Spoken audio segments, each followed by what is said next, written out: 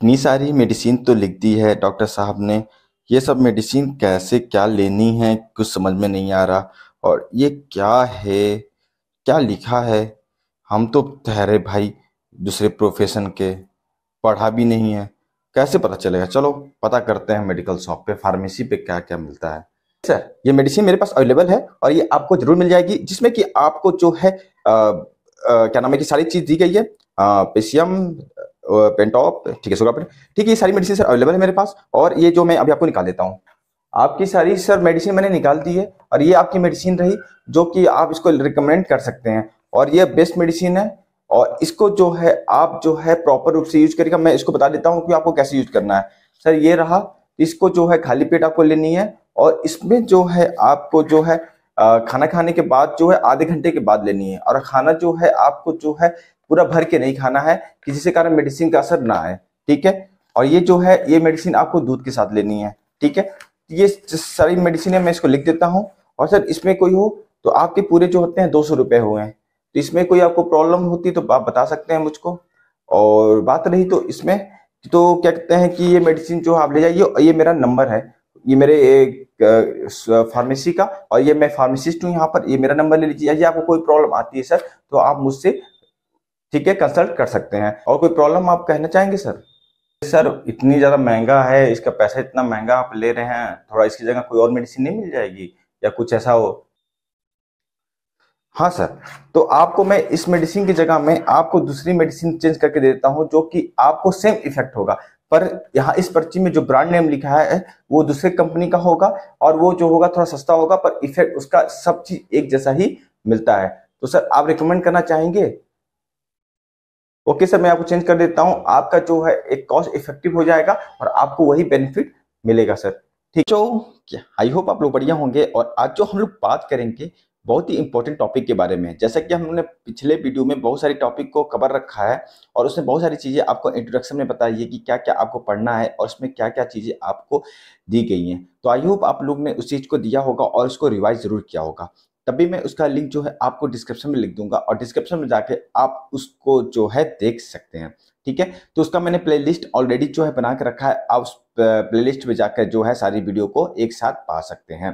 तो बच्चों आज हम लोग बात करेंगे बहुत ही इंपॉर्टेंट टॉपिक के बारे में, और रियल में मानिए बहुत ही ज्यादा आपको जो है हेल्पफुल होने वाला है। ठीक है। तो इसको जगह एक मैंने एक डेमो भी बनाई है, एक एग्जाम्पल भी बनाई है जो कि जो है मेरी जो है वीडियो पे बेस है, जो कि इसको आपको बहुत ही अच्छे से समझने को इसमें देखने को मिल सकती है। ठीक है। तो बच्चों देखिए, आज आपका इंपॉर्टेंट वीडियो है जिसमें कि आपको जो है फार्मेसी प्रैक्टिस में जो है क्या क्या यूज होना है, आपके मेडिकल पे क्या क्या यूज होना है, ये सब चीजों के बारे में भी हम थोड़ा कोरिलेट करेंगे, जो कि आपको और अच्छे से इस टॉपिक को समझने में इंपॉर्टेंट, ठीक है, मदद होगा। तो rational use of the medicine, इसके बारे में कहीं ना कहीं आपने बच्चों सुना ही होगा, और नहीं सुना होगा तो कोई बात नहीं, सुन लीजिए इसमें। तो इसमें जो है ये एक नया टॉपिक है जो कि बहुत ही ज्यादा इंपॉर्टेंट है। और इस इंपॉर्टेंट टॉपिक को आपको समझने के लिए सबसे पहले इसमें अपने कुर्सी को बांध के रखना होगा, तभी आप जाके इसको अच्छे से समझ पाएंगे। तो देखिए बच्चों, सबसे पहले हम लोग बात करें रैशनल यूज ऑफ मेडिसिन के बारे में। अब आ चुके हैं हम लोग वीडियो पे अपने पेज के ऊपर, जो कि मेरा है सामने स्लाइड शेयर पीपीटी, जिसमें कि हम लोग बात करेंगे रैशनल यूज ऑफ मेडिसिन के बारे में। ठीक है। ये क्या होता है, ठीक है, और ये जो है ये आपके टॉपिक में क्यों रखा गया है, क्या इसका इंपॉर्टेंस है, इसके अंदर जो है सारी चीजें हम लोग डिस्कशन करने की कोशिश करेंगे। तो हेलो बच्चों, आपका स्वागत है फार्मेसी प्रैक्टिशनर में। और आइए आज हम लोग शुरू करते हैं इस टॉपिक के ऊपर। तो पहले बच्चों हम लोग बात कर लें कि इस टॉपिक के अंदर की आखिर ये है क्या। रैशनल तरंग तर्क संगत इसका हिंदी होता है, तो इसका है क्या मतलब, आखिर ये भाई पढ़ाई क्यों जा रहा है, ये सब चीजें कॉन्सेप्ट तो हमारे बीच में आनी ही चाहिए। ठीक है। तो देखो बच्चों, यहां पर एक वर्ड है, when prescribing a anti microbial to the patient. ठीक है, इसका मतलब समझने की कोशिश करना, मैं आपको समझाऊंगा अभी। ठीक है। देखो यहाँ पर कुछ बातें हैं जो कि आपको समझ में आनी चाहिए। मैं मोटा कर देता हूं। हाँ, अब देखिए बच्चों, when prescribing a anti microbial to the patient. ठीक है, कोई पेशेंट है, मान लीजिए कोई भी पेशेंट हो, जो कि यहाँ पे सामने जी है आपका हेल्थ वर्कर है। ठीक है। अब ये जो है कोई भी क्या नाम है कि एंटी माइक्रोबियल जो मेडिसिन है वो प्रिस्क्राइब करता है अपने पेशेंट को। क्यों? It will improve the health and what benefit और and side effect they might to experience. ठीक है। उसके लिए क्या बेनिफिट करेगा, जो कि वो मेडिसिन है जो हम उस पेशेंट को दे रहे हैं, तो उसके लिए क्या बेनिफिट करेगा और उस मेडिसिन से क्या साइड इफेक्ट करेगा, इसका एक्सपीरियंस। ठीक है, तो इसमें हमारा रेशनल यूज ऑफ मेडिसिन का क्या यूज होना चाहिए, क्या यूज होना चाहिए। ठीक है, तो ये सबसे अधिक इंपॉर्टेंट होता है, चाहे फिजिशियन हो, चाहे फार्मासिस्ट हो और चाहे नर्स हो, इन सभी का जो है अपना अपना रोल होता है रेशनल यूज ऑफ मेडिसिन में। पर सबसे अधिक जो है इसका यूज जो है फिजिशियन और फार्मासिस्ट के बीच में होता है, जो कि अपने पेशेंट के प्रति इंपॉर्टेंट होती है। कैसे, आइए देखते हैं नेक्स्ट वीडियो में। जैसे कि यहां पर देखिए एक डिफिनेशन दिया गया है, पहले इसको हम लोग समझने की कोशिश करेंगे। ठीक है, डिफिनेशन क्या कह रही है, डिफिनेशन क्या कह रहा है, देखिए रेशनल यूज ऑफ, ठीक है, यहां पे मैं इसके थ्रू लिखता हूं, rational use of medicine required to patient receiving medication appropriate to their clinical need, ठीक है, in dose of meet their on individual requirement for the adequate period of time and at lowest cost and community. इस definition को आपको पानी में मिलाकर P जाना है। ठीक है, ये डिफिनेशन बहुत ही ज्यादा इंपॉर्टेंट है, और यदि आप अपने एग्जाम में इस डिफिनेशन को नहीं लिखेंगे तो आपके नंबर कटेंगे। तो ये सबसे पहली बात है, WHO के अकॉर्डिंग ये डिफिनेशन है, याद रखिएगा, और इसी डिफिनेशन को आपको याद करना है। ठीक है, तो WHO के अकॉर्डिंग ये डिफिनेशन है, तो इसमें क्या कह रहा है कि रेशनल यूज ऑफ मेडिसिन, इसको मैं आपको समझाता हूं। ठीक है, कोई पेशेंट है, उसको हमको रेशनल यूज ऑफ मेडिसिन की काउंसलिंग करनी है। ठीक है, तो उसको जो डायग्नोसिस की गई है, उस डायग्नोसिस के आधार पर उसको क्या अप्रोप्रिएट मेडिसिन की रिक्वायरमेंट है, कौन सी सबसे अधिक मेडिसिन की रिक्वायरमेंट है। जैसे कि बच्चों में आपको बात कर लूं कि हमारे पास PPI इनहिबिटर भी होता है। ठीक है, हम सभी जानते हैं, जैसे पेंटाप्रोजोल, ओस्माप्राजोल, ठीक है, फिर H2 ब्लॉकर्स भी होते हैं, रेनिटीडीन। ठीक है, तो इनमें जो है उस पेशेंट को क्या दिया जाए, मोस्ट अप्रोप्रिएट क्या रहेगा, ये जो होता है रेशनल यूज ऑफ मेडिकेशन में आता है। मान लीजिए आप इसको आज PPI दे रहे हो, दूसरे दिन आपको नहीं नहीं इसको हम H2 ब्लॉकर देंगे, ये गलत है। पेशेंट के ऊपर एक्स्ट्रा बर्डन आएगा, उसके जो है क्लिनिकल नीड के ऊपर एक्स्ट्रा बर्डन आएगा, उसके बॉडी पे एक्स्ट्रा बर्डन आएगा, जिससे कारण उसको कहीं ना कहीं हेल्थ रिलेटेड इशू और बढ़ने की उम्मीद रहेगी। तो ये चीज बहुत ज्यादा इंपॉर्टेंट है। उसके बाद हम लोग बात कर रहे हैं बच्चों, if dose that meet their on individual requirement for the adequate period of time. याद रखना बच्चों कि मैंने पहले ही बात किया है कि सभी पेशेंट्स, चाहे सभी पर्सन का जो बॉडी होती है वो तो एक ही जैसी होती है, परंतु उसमें जिन लेवल पे जब जाते हैं हम लोग, जिन लेवल पे जब बात करते हैं, तो सबकी बॉडी अलग अलग वर्क करती है, दवाओं के प्रति, चाहे इन्वायरमेंट के प्रति, चाहे किसी के प्रति। जैसे कि एग्जाम्पल के थ्रू समझ लें, एक जो है व्यक्ति है, दो व्यक्ति आपके पास हैं, एक व्यक्ति है जिसको पोलन ग्रेन से जो है एलर्जी होती है, और एक ऐसा पर्सन है जिसको पोलन ग्रेन से एलर्जी नहीं होती है। ठीक है, तो दो पर्सन थे, पर दोनों की बॉडी अलग अलग रिस्पॉन्स की पोलन ग्रेन के प्रति। तो यहीं पर जो है इंपॉर्टेंट ये होती है कि उस पर्सन को कितनी डोज की रिक्वायरमेंट है। ठीक है, ये बहुत ज्यादा इंपॉर्टेंट होता है, और कितने टाइम पीरियड तक, क्योंकि उसका डिजीज किस एक्यूट है, क्रोनिक है, सब एक्यूट है, ये चीज इंपॉर्टेंट हो जाती है। ये चीज यहाँ पर हम लोग जानने की कोशिश करते हैं, और इसमें जो है उसकी डोज बहुत ही ज्यादा इंपॉर्टेंट है, इस चीज का भी हमें ध्यान रखना होता है रेशनल यूज ऑफ मेडिकेशन में। फिर बात करते हैं लोएस्ट कॉस्ट की, जिसमें कि कॉस्ट इतनी ज्यादा बढ़ा के ना लिख दीजिए कि पेशेंट जो है उसको वो खरीद ही ना सके। तो हमें जो मेडिसिन हो वो इफेक्टिव भी हो और लोएस्ट कॉस्ट की हो। ठीक है, ये चीज जो है हमको, सारी चीजें हमको कम्युनिटी में ध्यान रखने की जरूरत होती है। ठीक है, कि इंडिविजुअल, उसकी टाइम पीरियड, लोएस्ट कास्ट का हो। ठीक है, ये चार वर्ड आप इस डिफिनेशन में याद रखिएगा। आपको ये डिफिनेशन आई होप याद हो गया होगा इतने, ठीक है, डिस्क्रिप्शन के बाद। अब आती है मेजर प्रॉब्लम क्या है रेशनल यूज ऑफ मेडिकेशन के, पहले हम लोग ये भी देख लेते हैं। देखिए, जैसे कि हम लोग यहाँ बात कर ले, तो यहाँ पर जो है एग्जाम्पल है, हम समझ लें, जैसे कि टू मेनी मेडिसिन पर पेशेंट, जैसे कि बहुत सारी मेडिसिन, जैसे इसको हम लोग पॉलीफार्मेसी कहते हैं।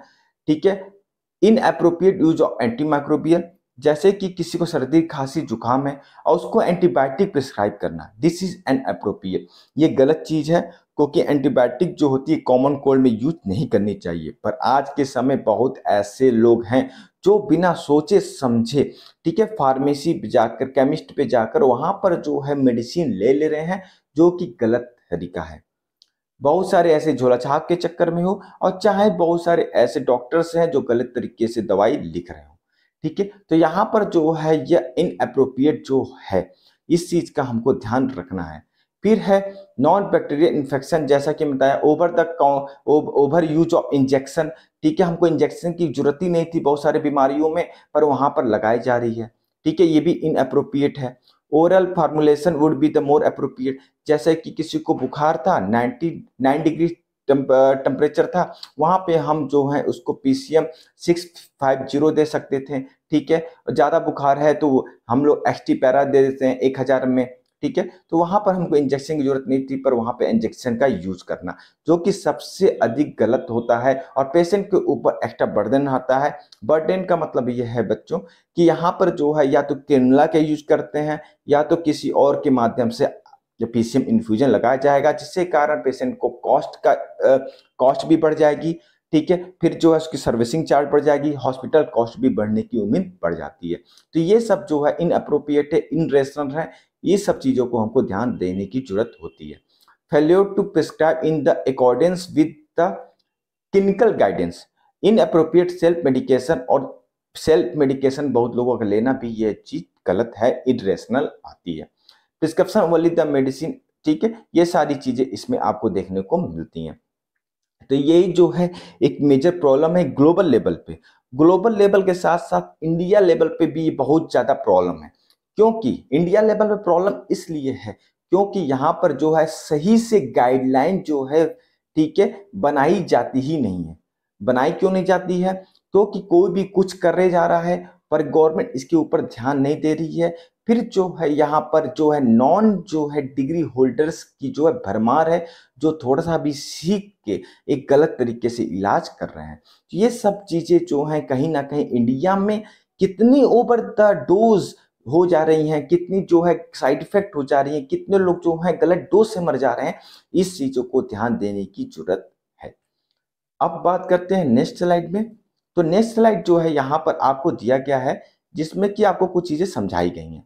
देखिए बच्चों, यहाँ पर फार्मेसी है, ठीक है, दोनों में, और जिसमें कि आप देखते हैं कि quality care together understanding the generic medication, यहाँ पर जो है जेनेरिक मेडिसिन को लेकर बताया गया है कि सेफ, इफेक्टिव, गुड क्वालिटी की है, और ठीक है, टेस्ट अप्रूवल है। तो यहाँ पर जो है जो ब्रांडेड मेडिसिन की पावर होगी वो same to same generic medicine की होगी। तो यह कास्ट को लेकर बात की, ये जो पैसे को लेकर बात की गई है कि कोशिश करिए कि आप कॉस्ट जो है उस मेडिसिन का कम हो, जिसके कारण जो है पेशेंट एक अच्छी मेडिकेशन को ले सके और जो है उससे ट्रीटमेंट चल सके। क्योंकि कास्ट को बढ़ाकर, मतलब कि पैसे को बढ़ाकर किसी को भी यदि इलाज की जाती है, तो बहुत सारे ऐसे मेडिसिन है जो पेशेंट लेता ही नहीं है। तो यहाँ पर जो है बहुत ज़्यादा इंपॉर्टेंट है। और आज के समय जो है आप देख रहे हैं जेनेरिक मेडिसिन को लेकर हमारी गवर्नमेंट भी कितनी ज़्यादा उत्सुक है और इस चीज़ को बढ़ावा दे रही है। फिर ये है यूज ऑफ एंटीबायोटिक। ये यहाँ पे देखिए सर्दी खांसी जुकाम है, वहां पे एंटीबायोटिक का यूज किया जा रहा है, ये भी इनअप्रोप्रिएट है, इरेशनल है। इस चीज का भी हमें ध्यान देने की जरूरत है। तो यही दोनों जो है एक छोटा सा एग्जाम्पल है, और मैं इसको एक वीडियो के माध्यम से भी आपको समझाता हूं, जो कि आपके स्क्रीन पे शो कर रहा होगा। आई होप आपको ये वीडियो पसंद आया होगा बच्चों, और इसमें जो है मैंने एक कोशिश की है छोटी सी। यदि आपको अच्छी लगी हो तो जरूर लाइक जरूर कर लीजिएगा और सब्सक्राइब जरूर कर लीजिएगा चैनल को, क्योंकि आप जब लाइक और सब्सक्राइब करते हैं तो कुछ जो है प्रेरणा आपसे मिलती है कि ठीक है कि और बनाया जाए और बच्चों के लिए डेडिकेशन के साथ वीडियो लाया जाए। अब आप बात करते हैं WHO के अनुसार जो है कुछ 12 की इंटरवेंशन दिए गए हैं, ठीक है, रेशनल यूज को प्रमोट करने के लिए। अब ये क्या क्या है जो कि आपके स्क्रीन पे शो कर रहा है, देखिए कुछ 12 की इंटरवेंशन है जो कि आप एक बार में याद करेंगे तो आपको ये याद हो जाएगा, इसमें घबराने की बात नहीं है, ठीक है, वो B12 की इंटरवेंशन क्या है, जो कि आपको एग्जाम में यदि लिखते हो तो आपका यदि 5 नंबर का ये क्वेश्चन आता है तो आपको 5 में 5 मिलना एकदम फिक्स हो जाएगा। ठीक है, तो बच्चों यहाँ पर देखिए कुछ चीजें जो हैं आपको दी गई हैं, जो कि मैं इसको डिस्क्राइब करने जा रहा हूँ। पहला है इस्टेब्लिशमेंट, ठीक है, multi disciplinary national body to coordinate policy of the medical use. देखिए कोई भी अपना नेशनल है, ठीक है, इंडियाई हमारा है, हिंदुस्तान है, यहाँ पर एक ऐसी बॉडी होनी चाहिए कि जो ये गवर्न कर सके। ठीक है, जैसे कि हमारी CDSCO, central drug standard control organisation, ठीक है, CDSCO, ठीक है, ये मेडिसिन के ऊपर वो नजर रखती है, मेडिसिन को अप्रूवल देती है। ठीक है, ये सारी चीजें इसके अंदर आती है, इसके अंदर DCGI होता है, ठीक है, वही सारी चीजें कंट्रोल करने का काम करता है। यहाँ पे बोला एक नेशनल बॉडी होनी चाहिए जो इन मेडिसिन की यूज हो रही है उसको कोऑर्डिनेट भी कर सके, जो कि हमारे इंडिया में अभी लैक है, जो कि बहुत ज्यादा डिसएडवांटेज है। क्योंकि मेडिसिन कैसे यूज हो रही है, फार्मेसीज पे कंट्रोल कौन कर रहा है, ठीक है, ये सारी चीजें अभी हमको देने की जरूरत है। तो दवाओं की उपयोग की नीतियां, जो कि हम यहाँ पे मैंने आपको हिंदी में लिख दिया, यदि हिंदी में नहीं समझ में आ रहा है, इंग्लिश में समझ नहीं आ रहा है बच्चों, तो आपको हिंदी में समझ में आ जाएगा। उपयोग की नीतियों को समन्वय के लिए बहु विषय, ठीक है, यहाँ पर जो है मल्टी डिसिप्लिनरी नेशनल बॉडी का होना अनिवार्य है, जो कि आप ये टर्म याद कर लीजिएगा। यहाँ पे आप लिख दीजिएगा establishment of the multi disciplinary national body. ठीक है, फिर है क्लिनिकल गाइडलाइन, जो कि हमेशा बनना इंपॉर्टेंट होता है, चाहे ICMR की ओर से बने, चाहे NMC की ओर से बने, और चाहे जो है आपका जो है मिनिस्ट्री ऑफ हेल्थ की ओर से गवर्न की जाए। तो ये सारी चीजें जो है क्लिनिकल गाइड का होना इंपॉर्टेंट है, जो कि हम लोग समय समय पर देखते आए हैं, गवर्नमेंट बनाती भी रही है। फिर है तीसरा development and use of the national essential medicine list, जो कि हाल ही में 2022 में मिनिस्ट्री ऑफ हेल्थ और फैमिली वेलफेयर, ठीक है, गवर्नमेंट ऑफ इंडिया ने अभी जारी किया है, जो कि आपके आगे के सब्जेक्ट में मैं आपको पढ़ाऊंगा, टॉपिक में आपको पढ़ाऊंगा, जो कि इसके बाद ही का है, जिसमें आपको सारी चीजें यहाँ पर डाउट क्लियर जाएगी। तो पहला जो है मल्टी डिसिप्लिनरी कोई भी ऐसी बॉडी बना देना है, दूसरा क्लिनिकल गाइडलाइन बनाना है, और तीसरा जो है नेशनल एसेंशियल मेडिसिन लिस्ट को भी बनाना इंपॉर्टेंट है। फिर चौथा इंपॉर्टेंट है establishment of the drug and therapeutic committee, मतलब pharmacy and therapeutic committee hospital के अंदर, जो कि बच्चों आप यदि फार्मेसी प्रैक्टिस जब पढ़ेंगे तो वहां पर बताया जाएगा कि कैसे वहां पर डायरेक्टर होता है, सिक्योरिटी होती है, ठीक है, जनरल सिक्योरिटी होती है, ठीक है, फिर ये सारी चीजें जो है बॉडियां डिफरेंट डिफरेंट होती हैं, जिसमें फार्मासिस्ट हो गया, चाहे नर्स हो गई, चाहे फिजिशियन हो गए, सब इन्वॉल्व होकर ये बनाते हैं, जिसमें बहुत इंपॉर्टेंट रोल यहाँ पर फार्मासिस्ट का होता है, जो मेनली जो होते हैं क्लिनिकल फार्मासिस्ट होते हैं, जो कि आपको आज के समय अपोलो फोर्टिस हॉस्पिटल में देखने को मिल जाते हैं। वहां पे PTC कमेटी जो होती है, फार्मेसी एंड थेरेप्यूटिक कमेटी होती है, वही जो होती है इस्टेब्लिशमेंट की जाती है हॉस्पिटल में, जो कि ज्यादातर NABH हॉस्पिटल्स होते हैं, और वहां पर ये जो होती है रेशनल यूज ऑफ मेडिसिन से रिलेटेड डिसीजन हो, चाहे मेडिसिन की क्वालिटी से रिलेटेड डिसीजन हो, चाहे एविडेंस बेस्ड मेडिसिन से रिलेटेड डिसीजन हो, सारी चीजें यहाँ पर बनाई जाती हैं। ठीक है, फिर पांचवा आता है inclusion of problem based pharmacotherapeutic training in under graduate. ठीक है, तो यहाँ पर जो है inclusion of the problem based pharmacotherapeutic training in the under graduate, ठीक है, कुरिकुला। ठीक है, तो यहाँ पर जो अंडर ग्रेजुएट लेवल पे जो है हमको प्रॉब्लम बेस्ड एक फार्माकोथेरेप्यूटिक्स ट्रेनिंग बनाई करनी होगी, जिसमें कि हम इसको अच्छे से समझ सकें। ठीक है, तो इसमें हम बी रेशनल यूज में हम इसको डालेंगे। ठीक है, प्रॉब्लम बेस्ड फार्माकोथेरेपी ट्रेनिंग की बात की जाए, जैसे कि मेडिसिन हमारी है, तो बहुत ही सारी मेडिसिन है। ठीक है, जैसे कि आप फार्माकोलॉजी में पढ़ते हो, ठीक है, जैसे कि मैं गैस के मेडिसिन का एग्जांपल बता दिया आपको। ठीक है, जैसे H2 ब्लॉकर हो गया, PPI इनहिबिटर हो गया, तो उसमें कौन सी मोस्ट अप्रोप्रिएट मेडिसिन, इसका इंपॉर्टेंट होना बहुत ज्यादा इंपॉर्टेंट है, जो कि ये पांचवा आपका है। फिर देखिए नेक्स्ट में आपका आता है 6 नंबर पे, कंटिन्यू जो है हमको सर्विसिंग करना है मेडिकल एजुकेशन का, जो कि लाइसेंस रिक्वायरमेंट हो। ऐसा नहीं है कि किसी को भी हम कुछ भी देते हैं, जो एजुकेशन पढ़ा है, लिखा है, उसको लाइसेंस दिया जाए कि वो उसी में ट्रेनिंग कर सके, उसी में जो है प्रैक्टिस कर सके। ये हमारे लिए इंपॉर्टेंट है, जो कि 12 की इंटरवेंशन में आएगा। 7 है सुपरविजन, ऑडिट और फीडबैक। ये बहुत ज़्यादा इंपॉर्टेंट है कि हम जो मेडिसिन दे रहे हैं उसका सुपरविजन होना चाहिए, कोई मेडिसिन बनाई गई है तो उसमें कोई गड़बड़ी हो तो उसको ऑडिटिंग हो, ठीक है, और उसका इफेक्ट क्या आ रहा है उसका फीडबैक भी एक हमें मिलना चाहिए, जो कि इंपॉर्टेंट है। नेक्स्ट 8वां है use of the independent information of on medicine, जो कि होना चाहिए, जैसे ड्रग इंफॉर्मेशन सेंटर्स की स्टेबलाइज हो, चाहे कोई भी हो। डीआईसी की जो धारणा है ड्रग इंफॉर्मेशन सेंटर में, आपको बता दूं बच्चों, ये 2011 में रख दी गई है इसकी धारणा, जिसमें कि आपको इसके अंदर ड्रग इंफॉर्मेशन फार्मासिस्ट मिलेगा, जो कि इससे रिलेटेड इंफॉर्मेशन देने के लिए प्रोवाइड करेगा, ठीक है।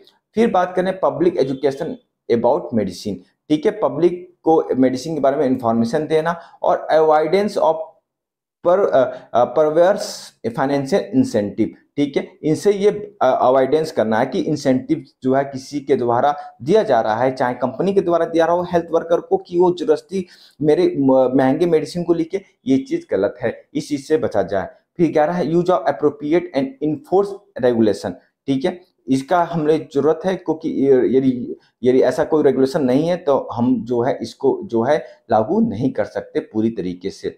फिर है 12वां है sufficient government expenditure to ensure availability of medicine and stock, कि हमारे हॉस्पिटल हो चाहे हमारा स्टेट हो सिटी हो, वहाँ पे सफिशिएंट स्टाफ जो है हमारे हॉस्पिटल के अंदर है कि नहीं है, और मेडिसिन है कि नहीं है, कि हमको जो है जरूरत हो तो उसके हिसाब से मिल सके, ठीक है। तो ये 12 इंटरवेंशन जो है WHO के द्वारा है कि ये रेशनल यूज ऑफ मेडिसिन में यूज होने चाहिए, ठीक है। तो बच्चों आपको इतना समझ में आ गया होगा, और कैसा लगा आप लोग को बताइए। अब मैं आगे बढ़ूं, हाँ तो आगे आप बढ़ते हैं। अब देखिए इसके गोल क्या क्या है, ठीक है, तो गोल को आइए हम लोग समझते हैं।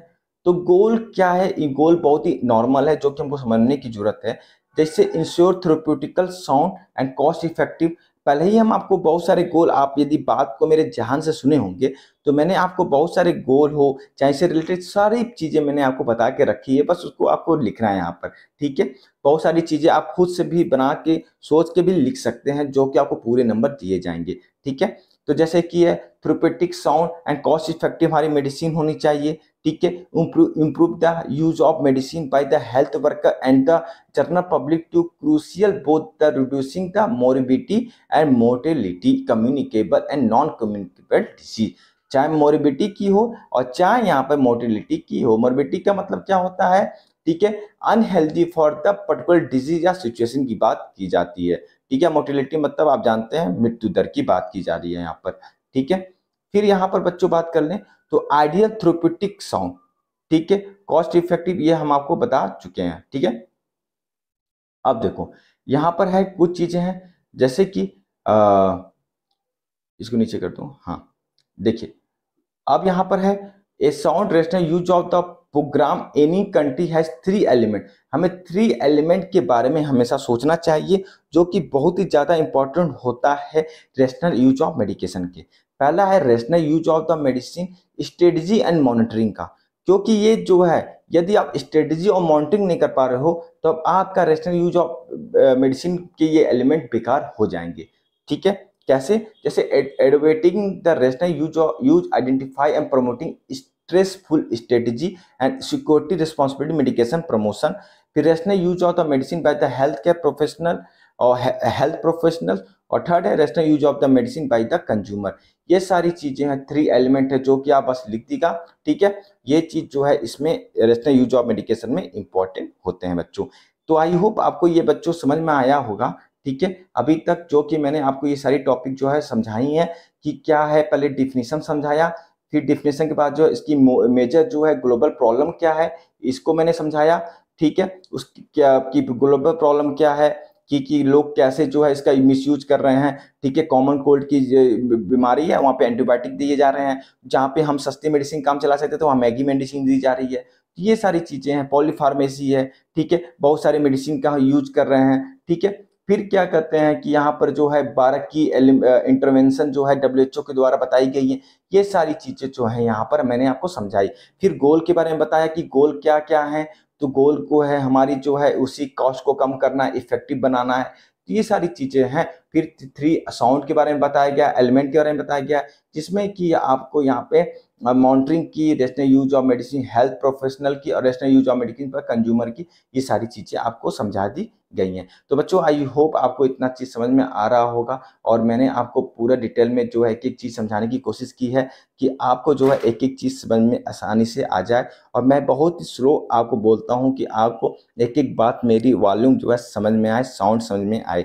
तो आपको यदि कोई भी रिलेटेड कोई भी प्रॉब्लम है, कोई भी फीडबैक प्रॉब्लम हो, ठीक है, तो आप कमेंट बॉक्स में ज़रूर लिखिएगा। मैं आपको उसका आंसर 100% गारंटी के साथ जो है दूँगा, 24 कैरेट सोने के साथ दूँगा।